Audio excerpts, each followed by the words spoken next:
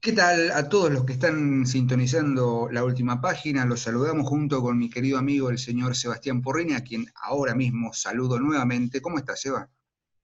¿Cómo estás, Diego? Bien, bien, ¿Todo aquí bien? estamos. Muy bien, por suerte. Muy bien, Seguimos acá en el ruedo, eh, bien, grabando estos programas en cuarentena, esperando que haya exacto. alguna resolución pronto para que podamos juntarnos en ese estudio que está hermoso, como veo, y extraño mucho reunirnos a grabar juntos. Estimo que cuando nos reunamos nuevamente tendremos que seguir algunas normas de seguridad y tal, pero bueno, Exactamente. aquí estamos, Compré ¿no? una mesa, Sí.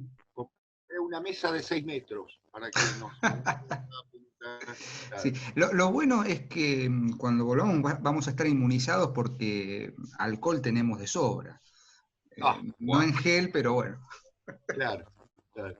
Ya estamos ya inmunizados, sí, estamos, sí, sí. sí, qué sé yo.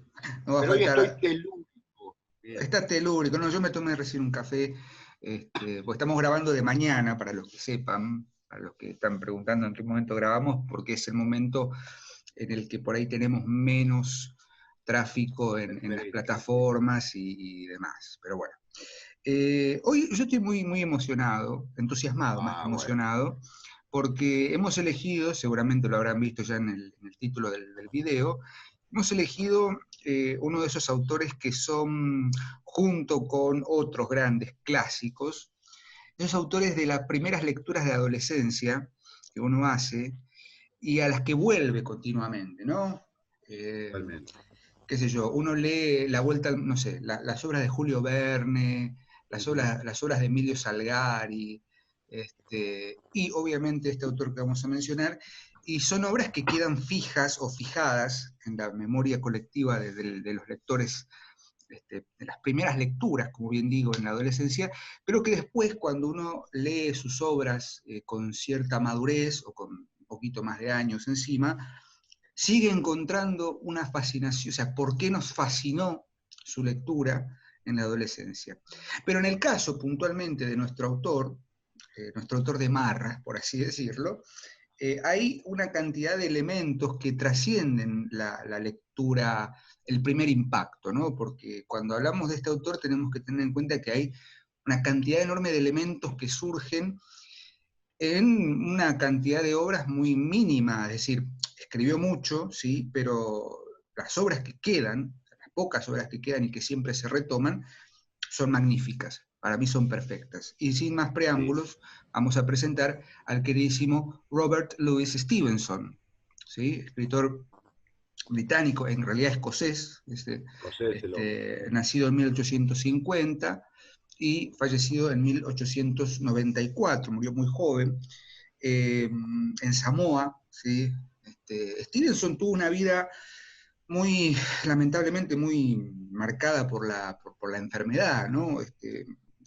Padecía una tuberculosis galopante y una serie de afecciones afines a esa tuberculosis que lo obligaban continuamente a estar mudándose con la familia Exacto. a tierras más cálidas, porque obviamente, imagínense ustedes una persona que tiene problemas respiratorios viviendo en Escocia, ¿no? Donde la humedad, el frío, la lluvia y demás son moneda corriente.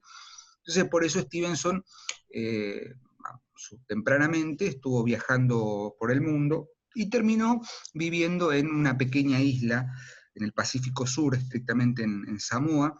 Se hizo bastante querido en ese lugar, inclusive hasta llegó a participar en la vida política de esta isla, con algún que otro manifiesto, con algún otro escrito. Hasta lo apodaban el cuentacuentos, según los datos Tusitala. biográficos. Tusitala, claro, como el narrador de ¿Qué historias. cuesta? Claro. De hecho, una de sus más grandes narraciones, El diablo en la botella, cuyo protagonista es Kiawi o Kiwi, está ambientada en esa zona, digamos, de exotismo y de climas cálidos y de misterios y de relatos folclóricos entre fantásticos bueno, hay toda una componenda, exacto, ¿viste? Tradicionales en ese sentido.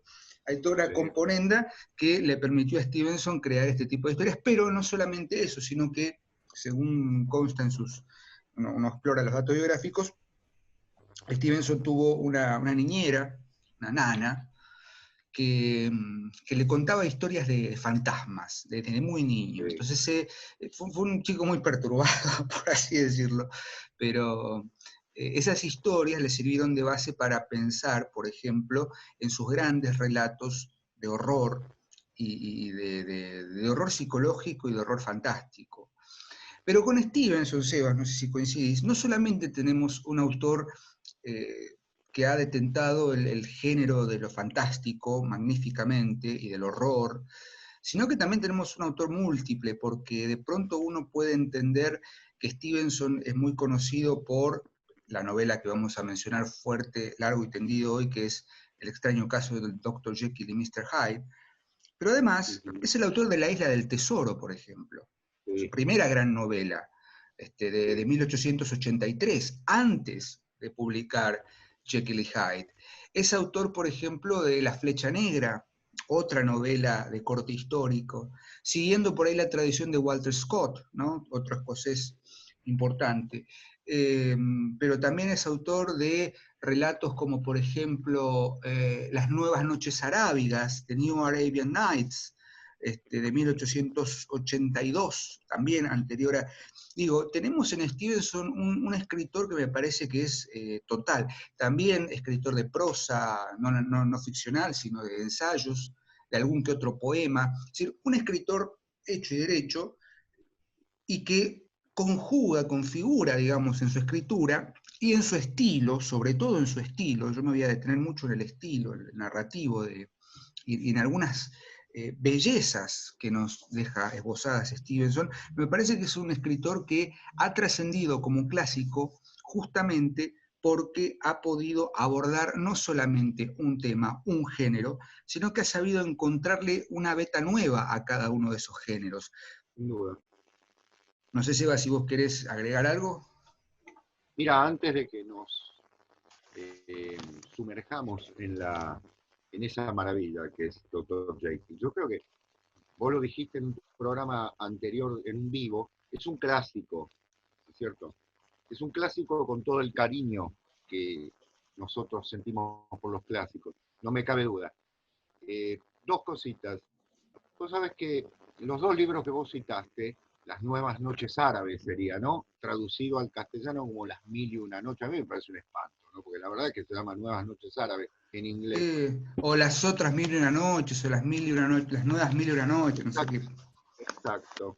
Es lejos de ser un texto que parodie desde el punto de vista directo a la cultura árabe, se desarrolla en otro ámbito y tiene la característica de tomar como estructura la idea de un número de cuentos que, lejos de ser mil y uno, ¿no es cierto? Por supuesto, y lejos de ser la cantidad que hay en las mil y una noches, es un texto que está marcado por la aventura, algo que marcaba la vida de Stevenson, ¿no? La otra es La isla del tesoro, que él escribe en 1881, en un verano, para entretener a su hijastro. El término me parece muy duro, ¿no? Pero es el hijo de la esposa de Stevenson, que viene a ser su hijo también, y que era un muchachito, un adolescente que imagínate, en esa época, en una casa de verano en Escocia, en un lugar estupendo que se conserva con un verde maravilloso, pero con cielos nublados todos los días, se aburría. Entonces le pidió a Stevenson, que sabía que era un gran narrador, que le contase una historia. Y él le fue contando esto y lo iba escribiendo. Con lo cual la isla del tesoro se construyó para un lector, digamos, un oyente, diríamos, específico, pero fue tal el enganche del chico que Stevenson decidió mandarlo a un diario y la novela se publicó por entregas con un éxito notable. Mm. Y algo que quiero remarcar, Diego, es que vos lo dijiste al comienzo, es un autor que muchas veces señala para los adolescentes. Es un error. Stevenson es un escritor genial. ¿No? Es lo mismo que Los viajes de Gulliver de Jonathan Swift, ¿no? Wow. Otro que también se da a leer a los chicos y que es un texto colosal. Pero bueno, Esto en buena político hora que los chicos colosal. lean. Es un texto político, claro. políticamente. Inclusive vamos a hablar, si querés, si nos da el tiempo y nos da el cuero, de algunas lecturas que se han hecho del Dr. Jekyll en clave política, pero no política, digamos, de parlamento solamente, una política, Claro. una toma de postura, si se Sin quiere, duda. política. Vos Contra la moral hablabas, victoriana.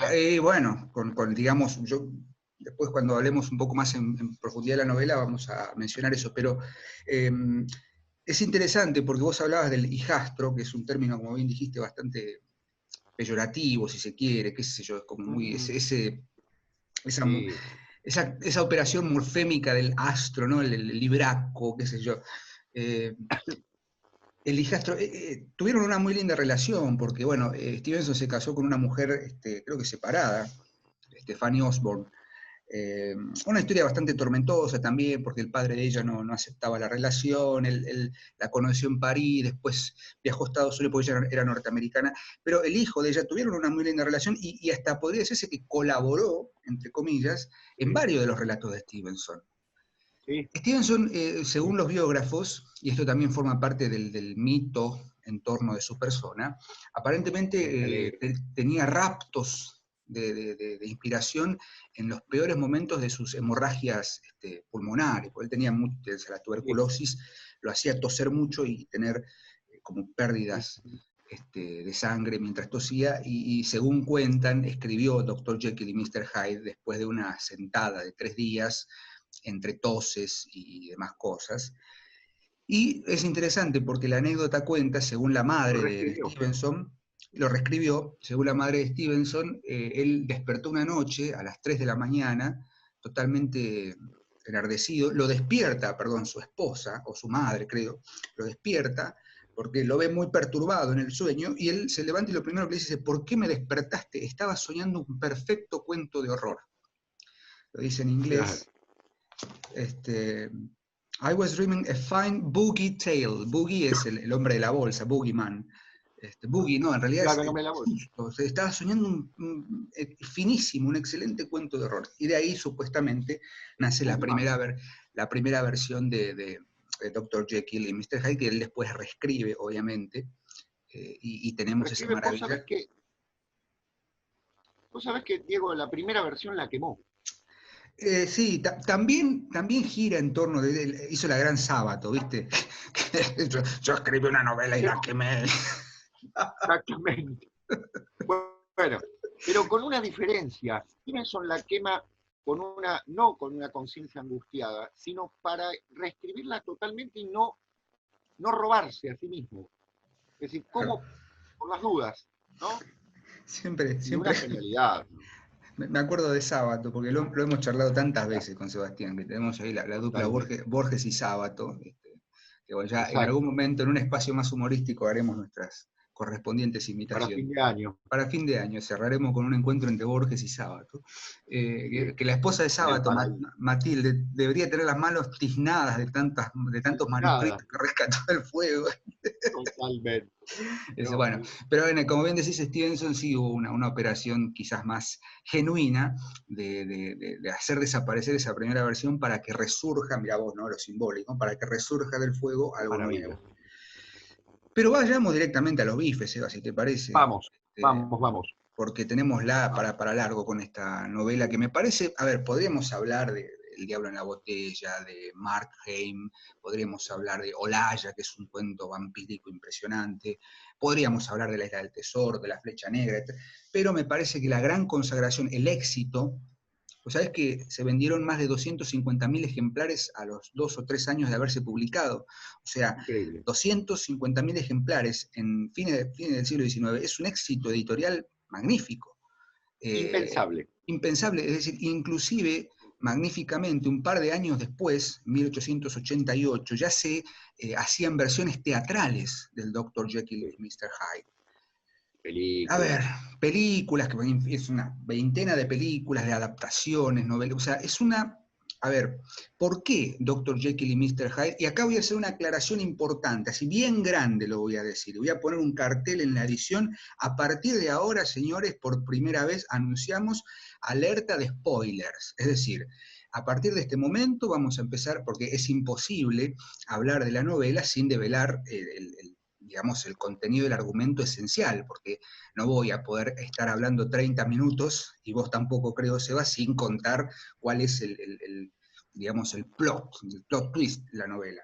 Así que los suscriptores que no leyeron todavía la novela, cosa que está muy mal, tendrían que ir a leerla ahora, pausen este video, déjenlo para más adelante, porque a partir de ahora todo lo que se diga en este análisis es spoiler, ¿sí? Porque después nos retan, sobre todo a mí, que me tengo esta manía de contar los finales, me estoy conteniendo, así que avisamos. A partir de este minuto, de este momento, empezamos a hablar ya de contenido esencial de la novela. Dicho esto, hecha esta aclaración, ¿por qué es una novela que ha trascendido como clásico, ¿no? Porque claramente tenemos una historia, un relato, que vuelve a un mitologema, que es el mitologema del doble, un tema, digamos, propio de la literatura fantástica y propio de la cultura mística, ¿no? El tema del doble, el tema de la personalidad que está escindida. El argumento de la novela es muy interesante. Hay un personaje, el Dr. Jekyll, Henry Jekyll, que es un reconocido médico, physician, un médico en la sociedad londinense de fines del siglo XIX, en la era victoriana, que entrado en años, ya un poco rellenito, que tiene una vida intachable, impecable ante la sociedad londinense, y que, merced a una situación bastante extraña, que es narrada por otro personaje, se ve envuelto en una relación muy particular, muy extraña, con un ser nefasto, un criminal, un personaje totalmente vil, que es Edward Hyde, ¿sí? Una persona que es mal vestida, que tiene algún tipo de deformidad que no se describe en ningún momento. Es muy interesante cómo está narrada esa deformidad, como un sadismo muy particular, y algo que sucede los mantiene íntimamente unidos, y es el abogado de Henry Jekyll, el doctor Gabriel Utterson, quien de alguna manera empieza a investigar cuáles son las íntimas conexiones que hay entre Jekyll y este muchacho, o este señor Edward Hyde, hasta que llega al punto culmine de la novela, en el que descubre que, y acá viene el spoiler, Jekyll ha descubierto, o había descubierto, merced a sus experimentos químicos y fisiológicos, una pócima, una sustancia de un color verde opalino, con la cual él puede transformarse físicamente en otra persona. Es decir, cuando Jekyll bebe esta droga, este brebaje, se transforma, se metamorfosea básicamente en la figura de Edward Hyde. Y Edward Hyde es la representación de toda la maldad, o de todo el sadismo, de todo lo negativo que hay en la personalidad de Jekyll, y Jekyll puede así, en la figura de Hyde, realizar o digamos, desplegar sus vicios más profundos, más oscuros, más atávicos, hasta que, bueno, obviamente se comete un crimen, un asesinato, y ahí todo se vuelve irreversible, y bueno, Utterson empieza a descubrir por qué, y finalmente llegamos a una carta en la que Jekyll cuenta cuáles fueron sus motivaciones, digamos, para convertirse en este personaje tan siniestro. Hasta acá tenemos básicamente el argumento de la novela, que yo digo, lo conté así tan torpemente, pero claramente es una novela que tiene muchísimas aristas por las cuales podemos entrar. A mí me gustaría empezar hablando, como bien dijiste, Seba, yo creo que la novela, Dr. Jekyll y Mr. Hyde, es una novela en la que vemos la disección, una disección milimétrica, como con un bisturí, y bien hago este gesto de partir, porque lo que hace Stevenson es diseccionar la sociedad victoriana, primero, ¿no?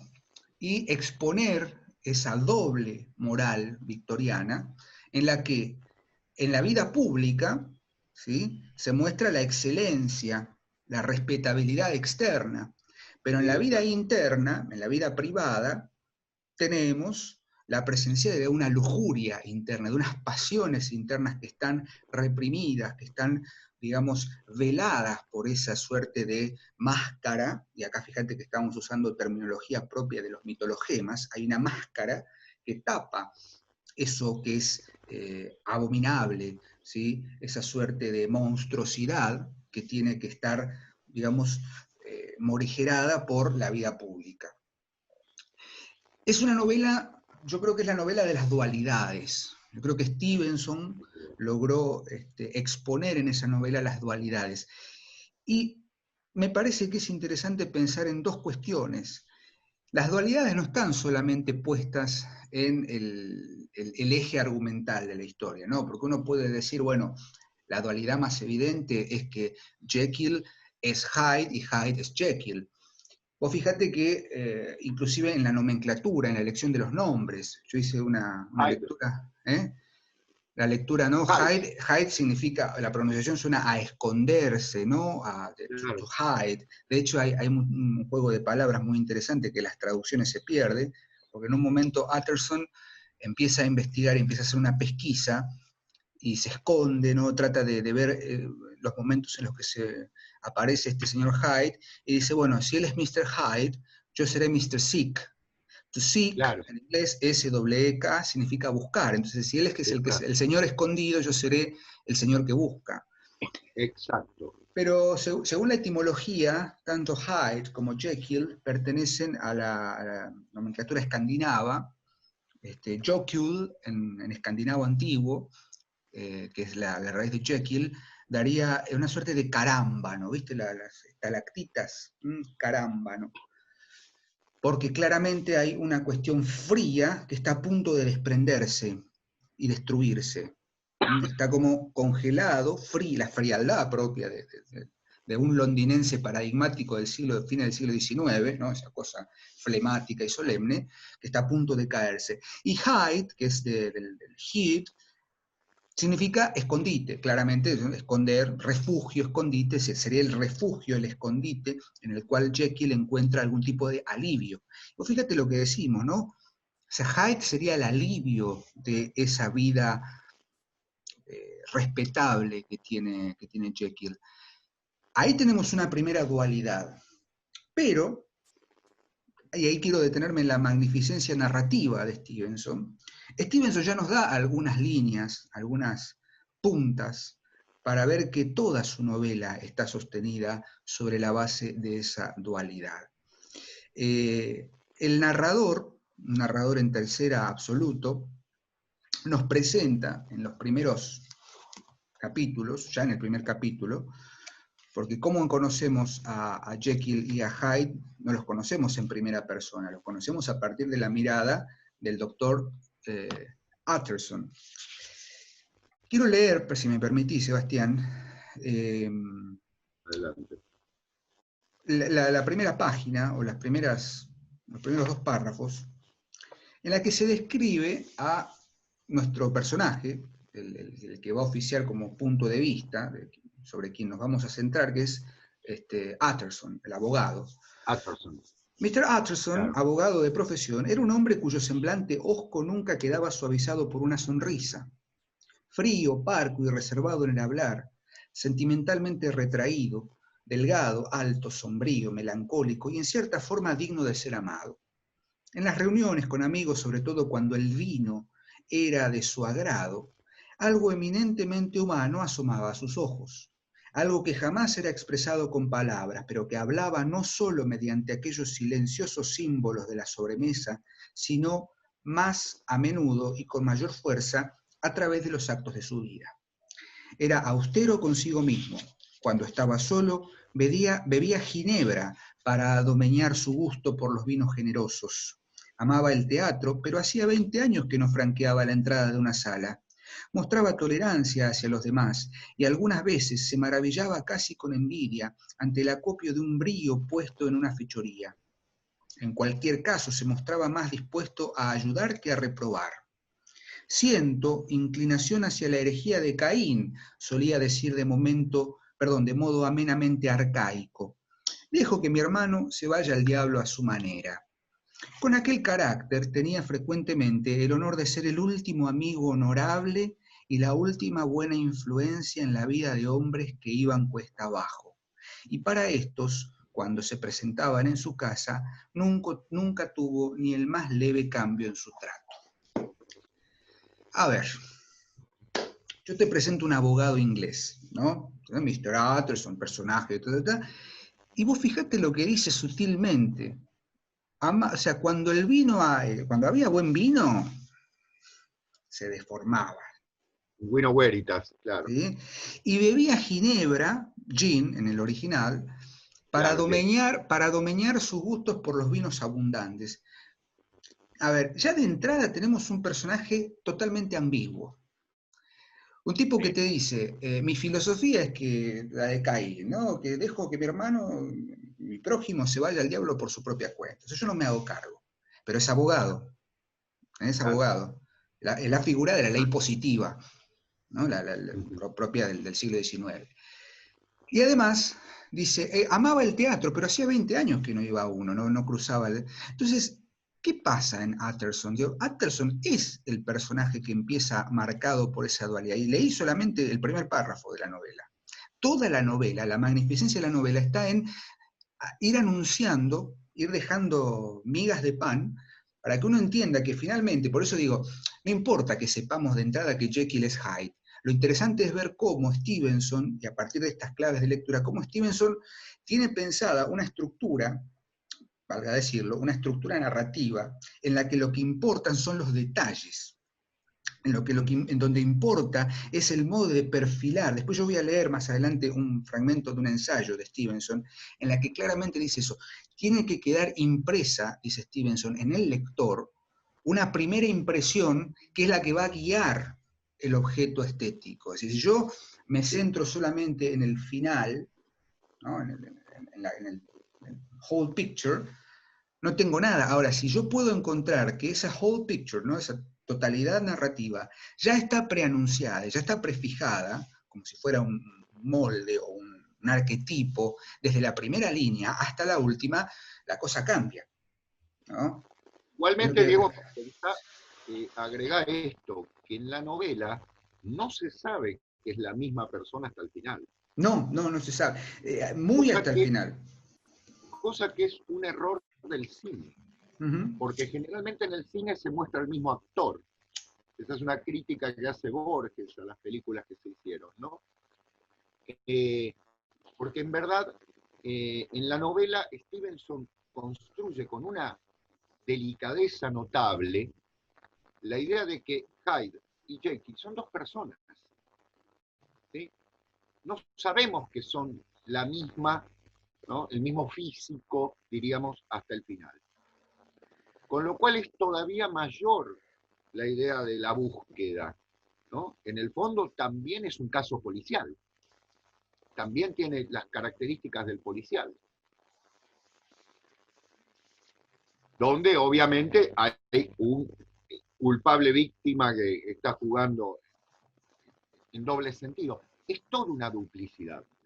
Está todo Incluso los duplicado. narradores, incluso los narradores no son duplos, porque tenés desde el punto de vista de Utterson, de Poole, ¿no? De Crew, es decir, tenés muchos puntos de vista en una novela que, como vos decís, tiene 80 páginas. En Y realidad es una novela, ¿no? vos fijate, Sebas, que me das el pie perfecto porque iba para ese lado. La magnificencia narrativa, porque no olvidemos que las grandes, quien de alguna manera dio el primer, el tiro de saque, digamos, del partido, el saque magistral fue Mary Shelley en Frankenstein, que es una novela epistolar. Es una novela en la que se pulveriza el narrador, entre comillas, ¿no? 1818, atentos. Mary Shelley escribe esa novela sostenida en epístolas y entradas de diario, que después, muchísimos años después,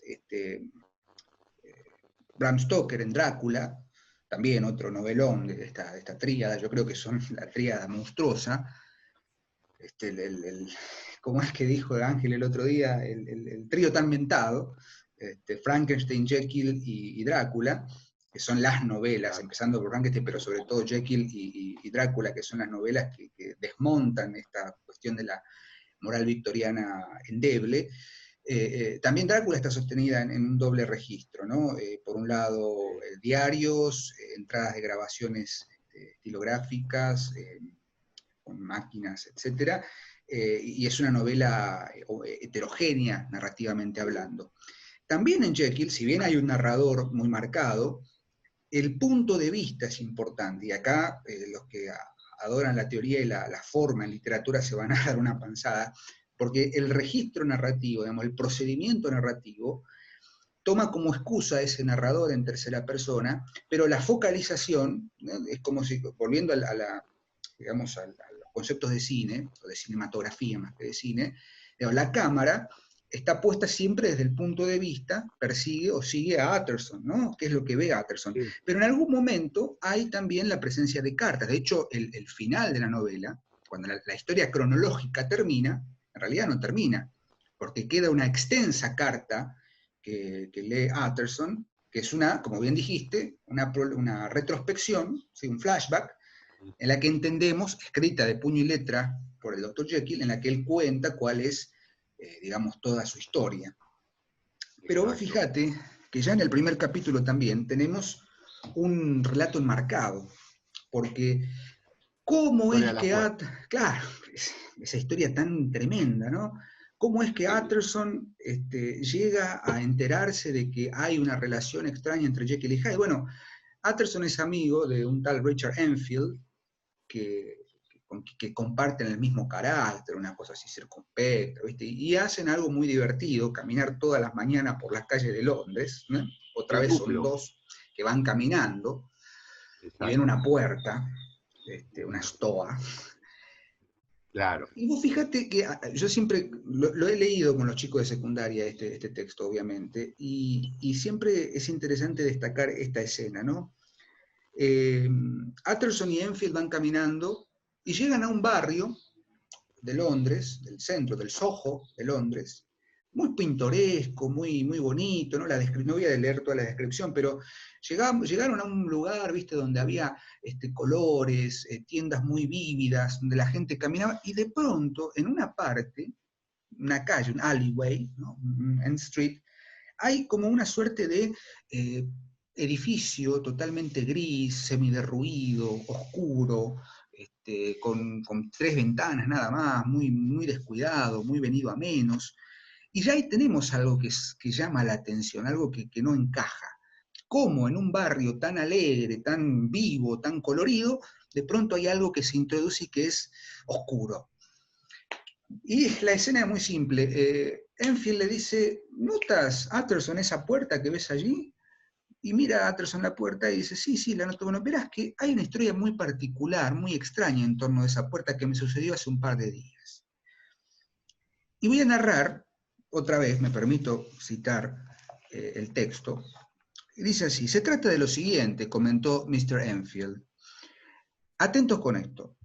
Regresaba yo a casa de estar en un sitio que queda en el fin del mundo.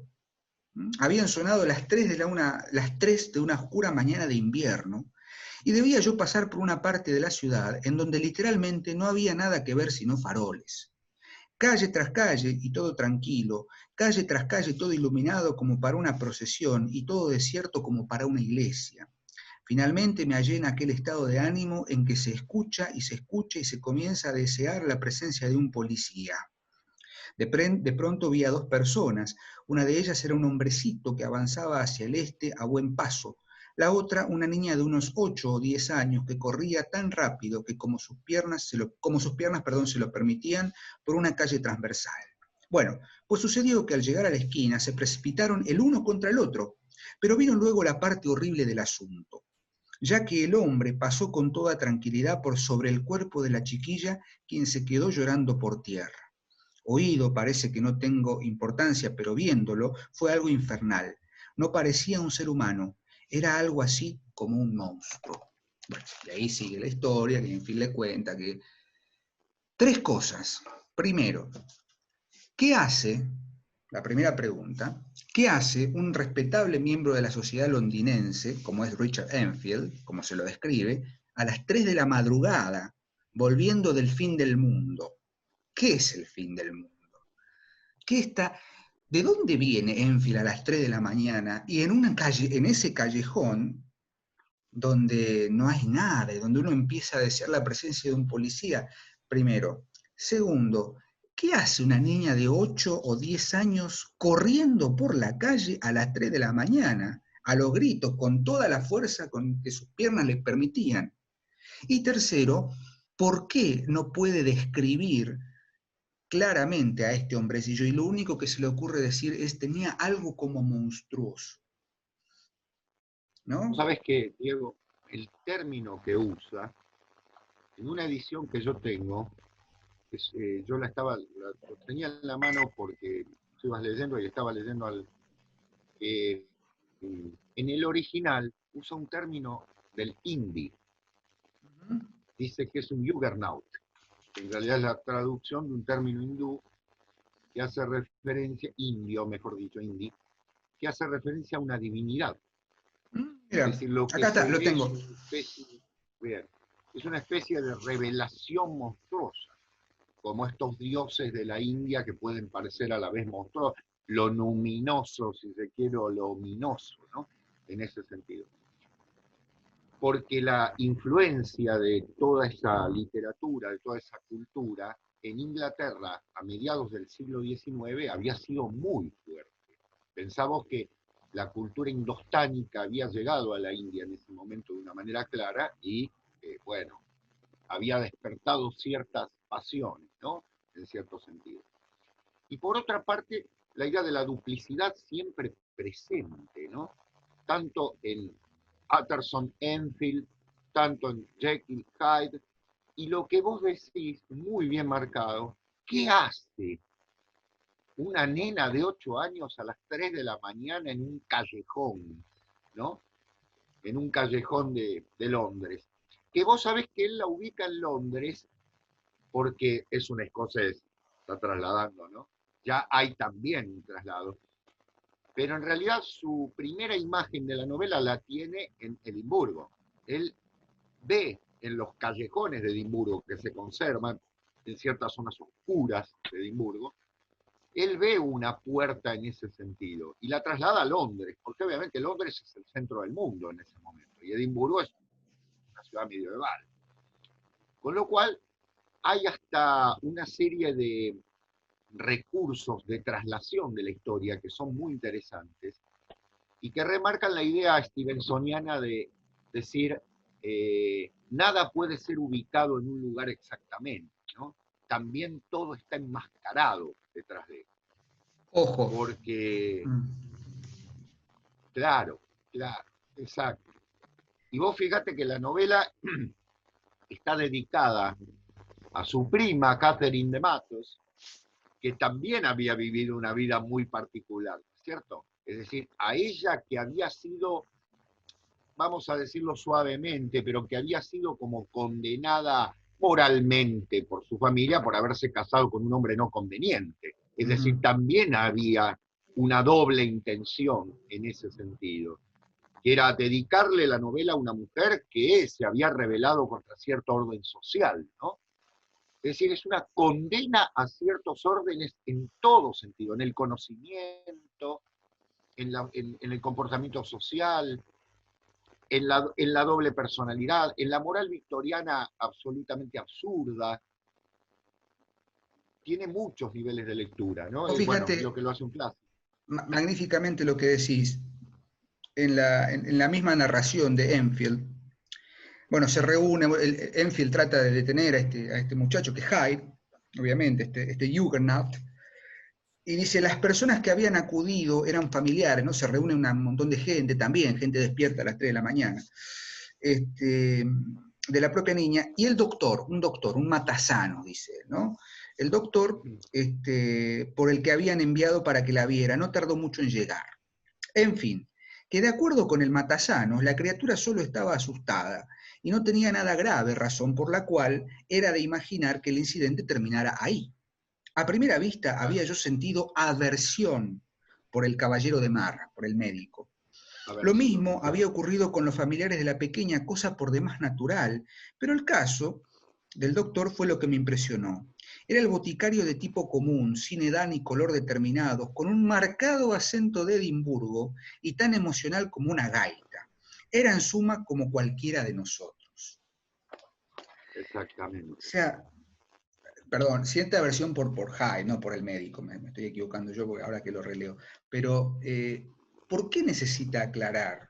Era como nosotros, con un marcado acento de Edimburgo, porque claramente la novela, como bien dijiste, Seba, no es solamente una novela de dualidades sobre la presencia de lo moralmente correcto y lo que está reprimido, entre comillas, suprimido, ¿no? Obliterado, sino que además es una fuerte crítica, si se me permite el término, por eso hablamos de lo político, social político, una fuerte crítica a la división propia entre, o sea, una dualidad entre lo humano, lo biológico, pero también lo social, porque no olvidemos que Escocia, Irlanda, cualquier elemento que fuera que no estuviera dentro de lo, de lo inglés, ¿no? De la Inglaterra y no de lo británico, era visto en esos momentos como algo exótico. Por eso muy bien dijiste, decía esto de ojo, porque Stevenson enmascara todo esto y en el fondo él como escocés, como buen escocés, entiende que Claro. hay en esa sociedad opresiva algo que está como, digamos, oculto, y en definitiva todo lo que venga de esas tierras altas seguramente genere o habría generado en la sociedad victoriana algún tipo de rechazo. O sea, Bueno, Diego, lo que genera rechazo es lo extraño, esta aún siendo propio, ¿no? Aún siendo Escocia la mitad de las islas. parte del imperio, claro. Vos fíjate que los tres grandes golpes de la época a la sociedad victoriana desde el punto de vista de la literatura, en la misma época, no dejo atrás a Frankenstein, vienen desde el punto de vista de lo marginal de las islas, ¿no? Dr. Jekyll, Drácula, Un irlandés. porque, exacto, y el tercero es otro irlandés, Oscar Wilde, Oscar Wilde, ¿no? totalmente. El retrato de Dorian Gray es una revisión de Dr. Jekyll en otro sentido. Es decir, también la duplicidad, también lo monstruoso. Pero sin embargo, los tres ponen a ingleses. Es decir, cómo eso es propio y cómo hacen política, ¿no? En este sentido, bueno, voy a ser yo el que lo va a nombrar hoy, ¿no? Pero cuando Ángel Fareta dice, son mensajes políticos, vos fíjate la genialidad de esto, ¿no? Que vos lo comprendés perfectamente.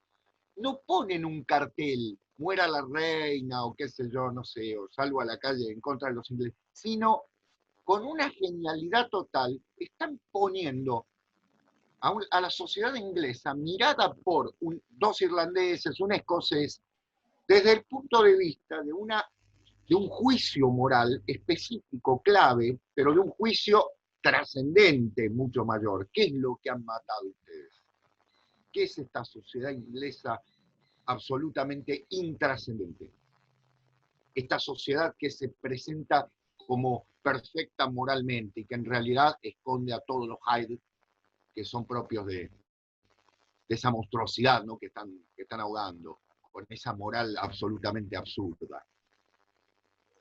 Me parece también, Seba, que vos bien decías el tema de lo marginal, que vos fíjate hasta qué punto lo marginal viene a desarticular el centro, digamos, una suerte de intersticio por el que se cuela que, insisto, vendió 250.000 ejemplares, y no se lo No, vendió a escoceses solamente, o sea, lo vendió. no, no.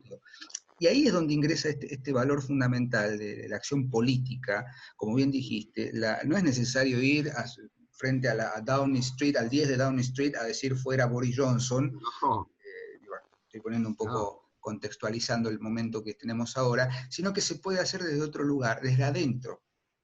Desde adentro se puede desarticular. Conociendo bien el proceso del dispositivo, se lo puede desarticular. Por fuera Usando la lengua. claro, y usando esa lengua que en Jekyll y Hyde es un inglés magnífico, digamos. Yo tengo la versión original acá, muy, muy bonita, en inglés, la sintaxis y el estilo narrativo de la prosa de Stevenson, como diría Borges, ¿no? Bueno, Tiene una magnificencia absoluta. Vos fíjate que toda la descripción del brebaje no tiene una clara presencia de algo concreto y real, pero uno es no, como si lo claro. estuviera viendo, ese líquido verde opalino, que puede ser absenta, ¿no? Puede ser algún tipo de láudano con absenta, es una bebida Ujú, clásica de ese momento, pero exacto. sobre todo esta idea de que el proceso de transformación es un hydation que tiene la raíz hidros, es un pasaje líquido, una transformación líquida a través del agua, ¿no? Propia de la metamorfosis, propio de Narciso, ¿no? Y varios elementos más, pero bueno, vos ibas a decir algo, me parece, y te corté. No, no, no, te estaba escuchando Ujú. clara, atentamente, porque es verdad, ¿no? Se mira a sí mismo en ese duplo, en Sí, esa monstruosidad, como Narciso, muy bien está eso, y que después eh, dice Borges, ¿no? Como vos bien decías, la prosa de Stevenson. Bueno, yo sabés que no leo fluidamente el inglés, no apenas puedo por encima gozar de cierta cosa. Pero Javier Marías, que, que es traductor de sí, Stevenson, sí, de sí. la poesía de Stevenson, Y de Yeats. exacto, dice algo que me pareció muy interesante. Dice que cuando tradujo la poesía de Stevenson, de este libro que se llama Regreso del Mar, o La Vuelta del Mar, ¿no? Que es un libro precioso de poemas de Stevenson, notó algo, Diego. ¿Qué notó en ciertos poemas? Dice, una estructura que me llamó la atención y me hizo recordar a Borges. Epa. Mirá vos. Sí. ¿Por qué? Porque Stevenson tiene largas enumeraciones en su poesía. Mm. ¿Sí? Ese estilo de las enumeraciones que después va a pasar a Borges es la profunda admiración de Borges hacia Stevenson. Y por otra parte, recordar que vos sabés que Stevenson tenía un marcado gusto por los arrabales de Edimburgo. Él recordaba que de chico él vivió en una casa en la que enfrente había un parque con una islita, ¿no? Muchos dicen la isla del tesoro, ¿no? Eh, Salía a caminar con su nana, esta que vos nombrabas, y la nana que le contaba los cuentos lo llevaba hacia los límites, y él adoraba esos límites de la ciudad. ¿A quién te recuerda? ¿A quién le gustan los arrabales? Sí. A Borges. Bueno, o sea, la prosa de Stevenson no solo marcó, cuando Borges nos dice la prosa, está diciendo mucho más que lo marcó de Stevenson. Porque La orilla, Stevenson, ¿cómo? lo marginal. La orilla, exacto. Como Borges, Stevenson vivió encerrado también, producto de su enfermedad, ¿no? Aunque después se va, ¿no? Viaja, pero vive en una niñez encerrado. Y dos cosas, Diego, yo para ir cerrando, porque si no después se nos va, ¿no? Porque esto habría que seguirlo analizando mucho, si querés lo puedes terminar vos. Te voy a dar un dato que te va a llamar la Sí, atención. estoy Creo. intrigado porque me venís anunciando esto y estoy Bien. intrigado. Dígame una cosa, profesor Ortega. Eh, ¿Usted sabe quién es David Russell? David Russell, no, sé quién es Bertrand No. Russell, pero David Russell no. Muy bien. Perfecto. Me asombra porque, no me asombra, digo, perdón, porque obviamente a primera vista es nada. David Russell es el primo hermano de Stevenson.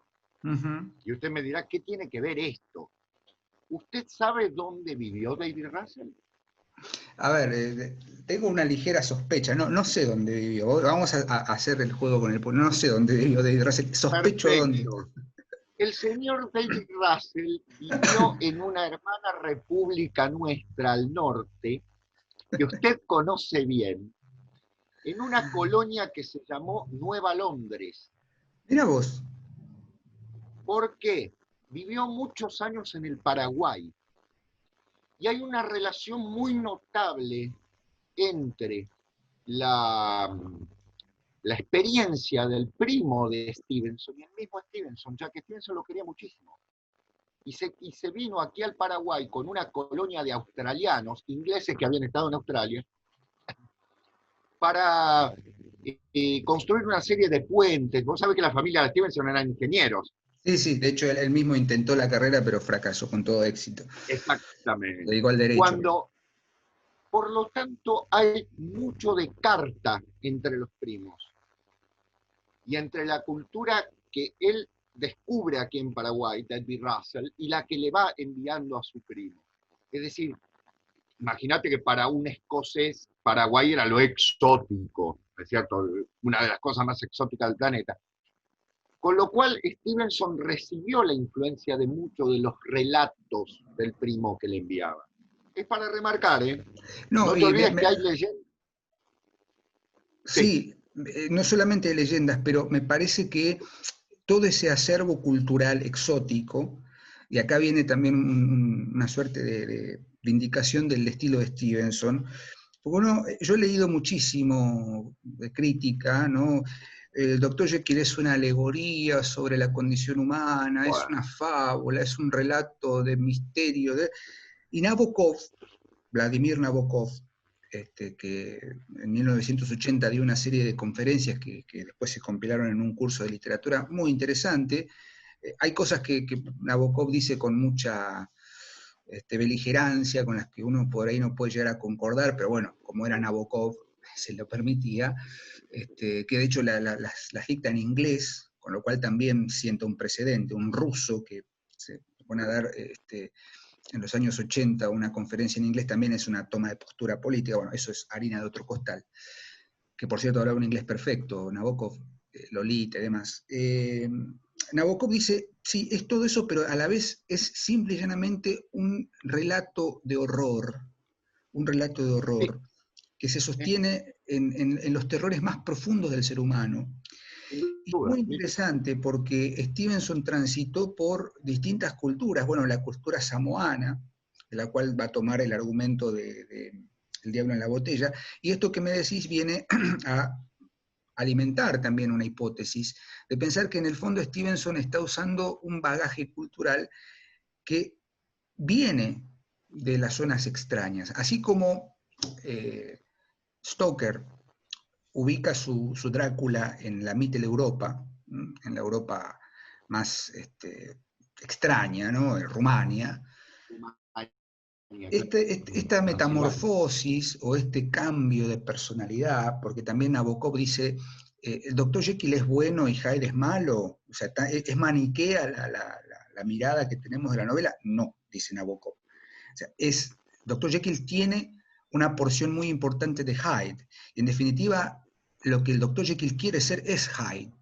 ¿Y cómo se logra eso? A través de un brebaje cuya preparación nunca se revela, obviamente. Hay quienes han dicho que también es la ciencia ficción, porque después Orwell, no, H.G. Wells, El hombre invisible, hace que su personaje, que es un científico, tome un brebaje y se haga invisible y demás. Bueno, como primer paradigma de la ciencia ficción. Pero en realidad es muy interesante, porque son dos personas, pero es la misma. Ese es el problema.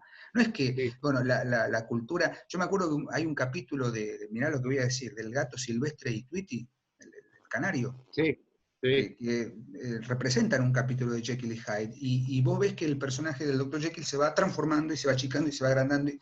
Es la misma persona, pero son dos personas. Esa es la complejidad de la dualidad.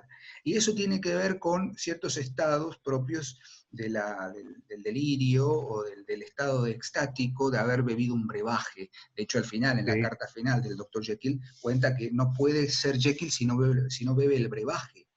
Esta cuestión de que totalmente. se ha perdido. Y cuando encuentran el cuerpo de Hyde, porque el clímax de la novela es cuando Utterson y Poole van al laboratorio, un laboratorio por otra parte, y encuentran y golpean y entran y rompen la puerta después de 5 hachazos y encuentran muerto a Hyde vestido con las ropas de Jekyll y le quedan grandes las ropas de Jekyll. Y ahí es donde dice, ¿qué pasó acá? Bueno, y encuentran la carta y Jekyll cuenta el tema de la bebida, por eso también la presencia del líquido, digamos, de los brebajes. ¿Vos sabés Claro. cómo murió Stevenson? En Samoa de tuberculosis, ¿no? De un derrame cerebral. Derrame. O sea, entre todas... ¿Sabés cuándo muere? ¿En qué momento, según sus biógrafos? A ver, no. Un día, una mañana se había levantado, un mediodía, o en algún momento del día, y va a abrir una botella de vino, un Burgundy. Cuando descorcha la botella, siente algo y cae muerto. Nabokov, lo cuenta Nabokov a esto, y dice, bueno, qué raro, ¿no? Que la muerte de Stevenson, una situación bastante desagradable, sea tan similar a la de su personaje, La de porque su personaje, sí, señor. Hyde muere ante la imposibilidad de beber ese brebaje o ante la insuficiencia de ese brebaje. Hay Exactamente. muchísima tela para cortar, las múltiples Mira, Diego, interpretaciones. una cosita más, le voy a Sí, permitir. Vos fíjate que cuando él le dedica la novela a Catherine de Matos, le dice en ese cuarteto, ¿no?, que hay al comienzo, dice, es funesto desatar los lazos que Dios ordenó mantener. Con lo cual, no es el bien o el mal, es el bien y el mal. ahí está. Porque el ser humano es bien y mal. Y no se puede ser bueno si no somos ángeles o Claro, malos, no claro. somos demonios. Es decir, la confluencia, el error de Jekyll es separar el bien y el mal, cuando en realidad tienen que estar unidos. Las dos columnas que permiten el sustento de un templo, y te llevo a Sansón, a la historia de Sansón, cuando Sansón tira abajo el templo, no las separa, las une. ¿Sí? Claro, convierte a humano lo que tira abajo el templo falso. ¿Sí? Seba, yo recomiendo, porque hay muchos suscriptores que me llevas, y porque querías terminar antes, bueno, perdón, vamos a una pequeña adenda, ¿no? Un anexo. Vos Sí. sabés, y lo sabés muy bien, porque lo has estudiado, pero yo recomiendo que vean a un canal en YouTube, que es el canal de Jaime Altozano y de Ter, Sí, su pareja, sí. que es arquitecta. Hay un capítulo que obviamente tiene una estética muy propia de los youtubers contemporáneos, ¿no? Muy distante a la nuestra, pero es muy interesante cómo esta arquitecta, de una manera muy simple, muy gráfica, explica el modo en que se construían las catedrales. Vos sabés que las columnas, así, generan presión hacia los costados. ¿Cómo Sí, se une? ¿Cómo evitan los arquitectos medievales esa... unen la punta? claro. ¿Sí? En vez Esa de hacer un arco, hacen una especie de figura cónica. punto Si eso, ojival. claro, si eso no es no solamente algo real, sino simbólico, para que se unan los La extremos. resistencia.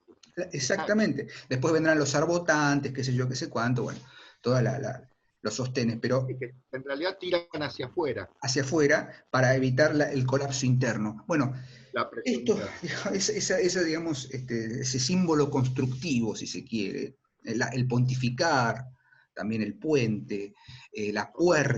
la puerta, que es Sí, un hecho, un símbolo fundamental en Jekyll, ¿qué hay detrás de la puerta? ¿Qué se sostiene claro. detrás de la puerta? Es Ese abrir edificio. la puerta. ¿Sí? Y una última observación que también circula en las lecturas que uno puede hacer de Hyde. Es una novela en la que no hay mujeres, No hay mujeres. no hay mujeres. Y también, Están también, condenados a desaparecer. también Stevenson, están condenados a desaparecer porque Stevenson también deja entrever, o podríamos leer, que en esa construcción de una novela en la que casi masculina, porque son todos varones, salvo la niña, salvo La niña, claro. the maid, Que es inocente. la sirviente que observa el asesinato de Danvers Carew, a bastonazos por Hyde, son todos hombres, el doctor Lanyon, Poole, el mayordomo, Utterson, Enfield, Hyde. Uh-huh. ¿Por qué no aparecen mujeres? Porque, como ven, están condenados a desaparecer, pero también porque las pasiones asociadas con el sexo están veladas. Claro. ¿Cuáles son los placeres de Hyde? Se llega hasta inclusive a hipotetizar que en el fondo hay en Jekyll una suerte de perversión, en el momento, obviamente en la época victoriana, la homosexualidad era vista como una perversión. Inclusive Nabokov y otros críticos llegan a hipotetizar la idea de que en el fondo esos pecados de juventud que Jekyll desprecia en su carta final son de alguna manera asociados con esas pasiones que en el momento eran vistas como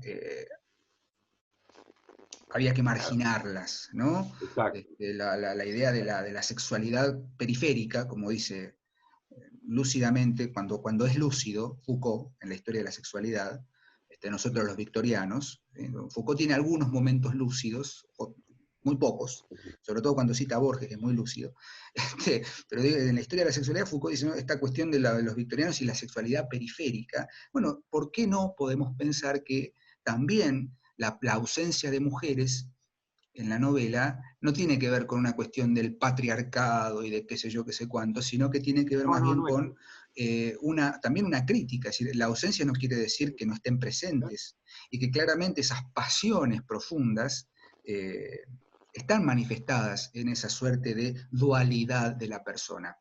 1886, publicación de la obra de Jekyll y Hyde. ¿En qué años escribió Freud sus teorías sobre el yo, el ello y qué sé cuánto? ¿Fue en esa Y época? no, 1905, claro. Faltan 20 años todavía. Claro. Sí, digo, le dio mucha tela para cortar, Mira, Diego, Edipo, pero esta, ya estaba pensado, ya estaba, digamos, latente y ya sí, estaba sí. desarrollada esta cuestión de la... Bueno, el concepto de alma, ¿no? Que es el concepto de psique, ya estaba. Pero fíjate vos todo lo que dio pie, porque hablamos de Oscar Wilde posterior, ¿no es cierto? Retrato de Dorian Gray es de 1890 y tanto. Después va a venir esa joyita que es el Vizconde de Mediado, de Uf, Italo Calvino. Pero yo te voy a llevar, y es lo último que digo, para hacer una relación rápida, con un cuento de Borges, que vos recordás, que es El informe de Brody. uf, sí, El informe de Brody. sí, clarísimo, fue el insight, ahora entiendo por qué. El informe de Brody es stevensoniano al máximo, Por ¿no? supuesto. Por empezar, Brody es un escocés, es un monje, perdón, es un pastor presbiteriano que viaja a la tierra de los Yahoo, ¿no? Que Al es un pueblo exotismo, nombrado por Gulliver, ¿no? Por sí. Swift, más exactamente. Y que nombra, fíjate vos, toda la sutileza de Borges, ¿no? Está la duplicidad, porque si bien es un misionero y está marcado, ¿qué es lo que no puede hacer y que no nombra? La sexualidad. Y lo dice, no me voy a detener en la sexualidad. ¿Mm? Y en segundo lugar, ¿de dónde viene y a dónde va? Porque en realidad va a una tierra y luego vuelve. Viene de Escocia, vuelve a Escocia. Aberdeen y Glasgow. O sea, ¿qué soslaya? Edimburgo. Edimburgo, el centro, va a la periferia. Y, Exactamente. La y periferia. otro cuento stevensoniano de Borges, a Benjacán el Bojarí muerto en su Bueno, laberinto. claro, exactamente. ¿Quiénes son Exactamente. los que relatan como Utterson y Enfield, Unwin y Dunraven? Relatan esta historia en torno de un laberinto extraño en la que un esclavo se metamorfosea en su Claro. Sultry the King, Sultry the El doble. Overpowered Lion, Faceless the King, Faceless the Slave, Faceless the Sultry and Overpowering Lion. Es decir, sin rostro el rey, sin rostro el esclavo, sin rostro el poderoso y brilloso león, algo así, ¿no? Ese poema que escribe Borges como esencia de Aben Hakam, que se troca su identidad, o el esclavo que troca para reventarle la cara. O sea, Borges es stevensoniano en ese sentido, por eso la prosa de Stevenson no solo le influye decir, Borges tiene como tema la dualidad, sí, pero ¿de dónde viene? De qué señor viene? ¿No? ¿De qué Como viene? Claro. para seguir abriendo lectura. Bueno, creo que nos fuimos al demonio con el tiempo, Sebastián, así que vamos a hacer un En la cierre. botella.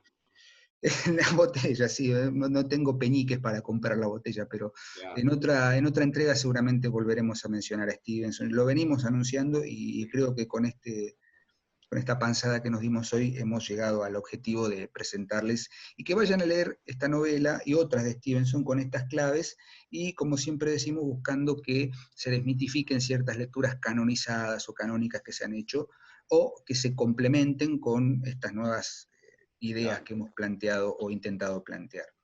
Y nosotros nos estaremos viendo prontamente, ya nos queda muy poco para hacer un especial por los 100 programas, ya vamos a traer novedades sobre eso, así que estén atentos, síganos en Instagram, @ade.tv, que ahí hacemos vivos todos los jueves, y estén atentos a los contenidos que estamos tratando de llevar adelante, aún con estas complejidades técnicas que nos caracterizan.